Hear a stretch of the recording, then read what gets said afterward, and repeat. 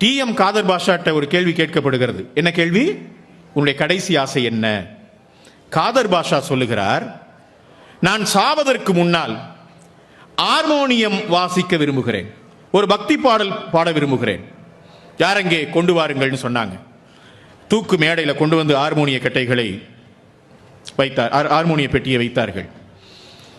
அந்த ஹார்மோனிய கருப்பு வெள்ளை கட்டைகள் மீது விரலை படரவிட்டான் ஹார்மோனிய சக்கரவர்த்தி டி.எம். காதர் பாஷா.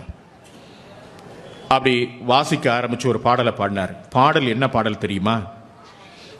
சுருளிமலை மேலே மேவும் சீலா, உன்னை தோத்தரித்தேன் சுப்பிரமணிய வேளா என்று தொடங்குகிற பாட்டு. முருகப்பெருமான் மீது பாடலை பாடுகிறார். அருமை பெரியோர்களே, ராக தாள விந்யாசங்களோடு கமகங்களோடும் மிருகாக்களோடும் அந்த பாடலை விஸ்தாரமாக பாடுகிறார் காதர் பாஷா. இங்க யார் யார் அந்த இடத்துல இருந்தா?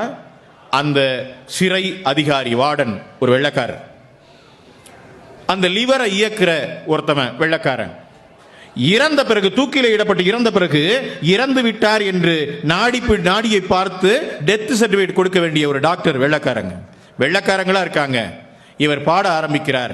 சுருளிமலை மேலே மேவும் சீலா, உன்னை தோத்தரித்தேன் சுப்பிரமணிய வேளா என்கிற பாட்டை விஸ்தாரமாக பாடுகிறார். ராக தாள விந்யாசங்களோடு கமகங்களோடும் மிருகாக்களோடும் அவர் அந்த பாடலை பாடி முடிக்கும் போது 3/4 மணி நேரம் ஆயிருக்கு.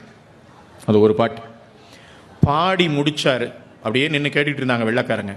பாடி முடித்த பிறகு மணியை பார்த்தால் தூக்கிலே போட வேண்டிய நேரம் கடந்து 20 நிமிடங்கள் ஆயிடுச்சு.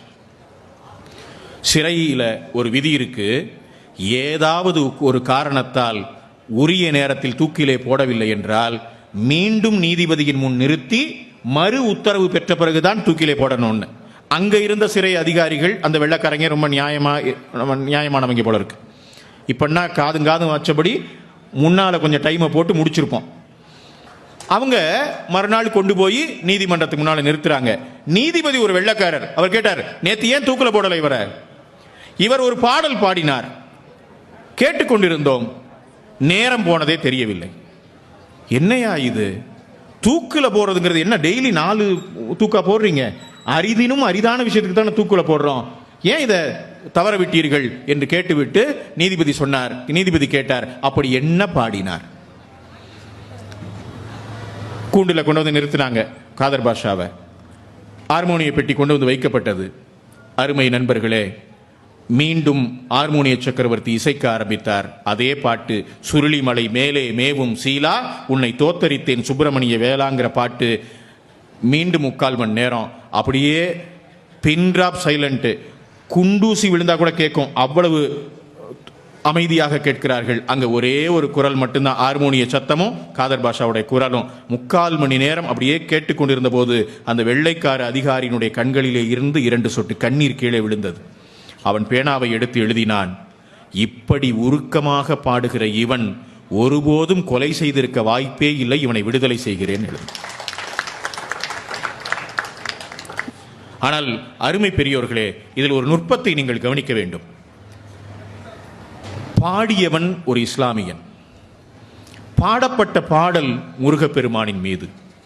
அதை கேட்டு கிறங்கி நின்றவர்கள் தமிழே அறியாத கிறிஸ்தவர்களாகிய ஆங்கிலேயர்கள்.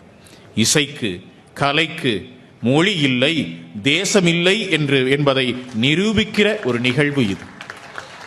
இன்றைக்கு மதங்களுக்கு இடையிலே சண்டை மூட்டிவிட்டுக் கொண்டிருக்கக்கூடிய கொடூரமான கொலைகாரர்கள் இன்றைக்கு அதிகாரத்தோடு இருக்கக்கூடிய இந்த காலத்தில் நாம் இந்த செய்தியை மீண்டும் மீண்டும் உரக்க பேச வேண்டியிருக்கிறது என்பதை நீங்கள் நினைவிலே வைத்துக் கொள்ளுங்கள்.